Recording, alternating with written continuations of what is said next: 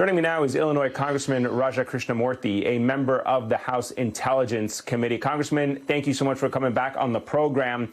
What was your reaction this week when you heard Donald Trump's latest request to Vladimir Putin? It was outrageous. Donald Trump can't help himself. He praises Putin. He asks him for favors, just as he does with other authoritarian dictators. I'm glad that some Republicans rebuked him, but most were silent, unfortunately, Eamon. And I think the fact that Trump, despite Putin's barbaric attack on Ukraine, would ask him for favors, would try to enlist the cooperation of a battlefield enemy, says all that we need to know about Donald Trump and what a future, President Trump might do were he somehow elected again. And the funny thing is in all of this is, you bring up the Republicans. After Trump's acquittal in the first impeachment trial, you had some who said, and let me play for you what Republican Senator Susan Collins said about Trump learning his lessons. Watch.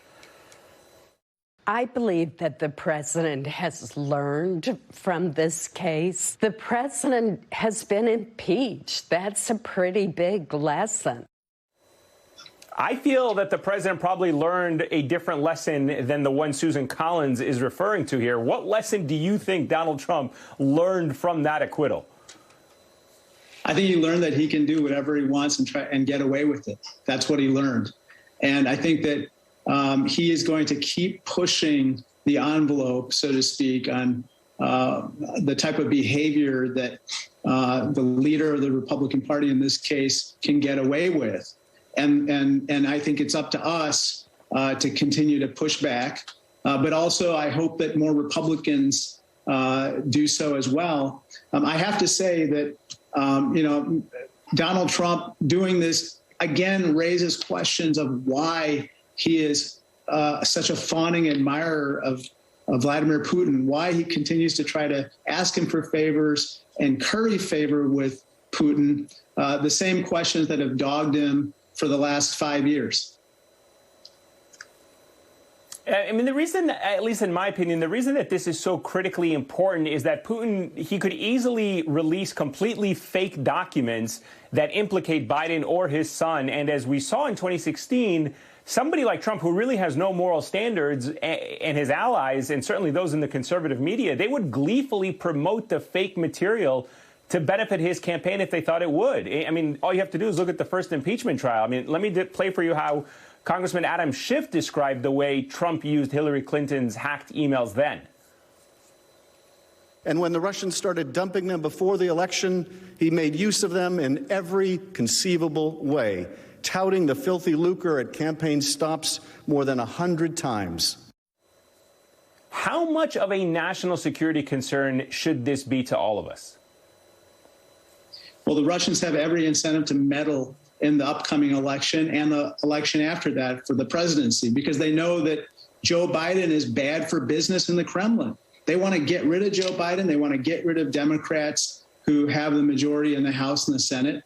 The other part of this that is very disturbing, Eamon, is, Vladimir Putin doesn't do things out of the generosity of his heart.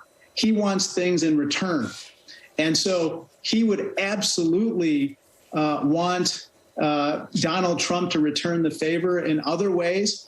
There's so many sanctions. There's so many issues now that basically have locked or frozen the Russian economy that he wants to get out from under, that I think he would absolutely welcome another President Trump or somebody who would help to get him out of the situation that he's in right now as an international pariah.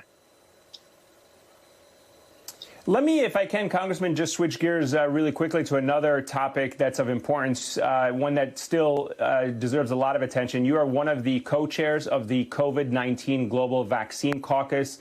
There's a supplemental package of new COVID funding that is currently stuck in Congress, and global vaccine funding is now in jeopardy amid Republican opposition to it.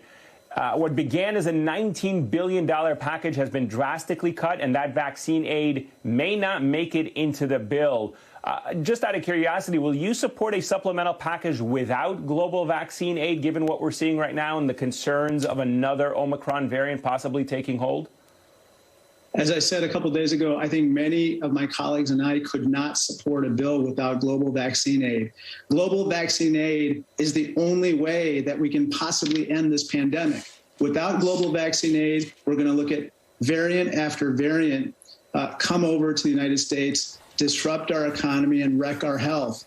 And I know firsthand because three of my relatives died of Delta variant in India before Delta came to the U.S., and then Omicron after that.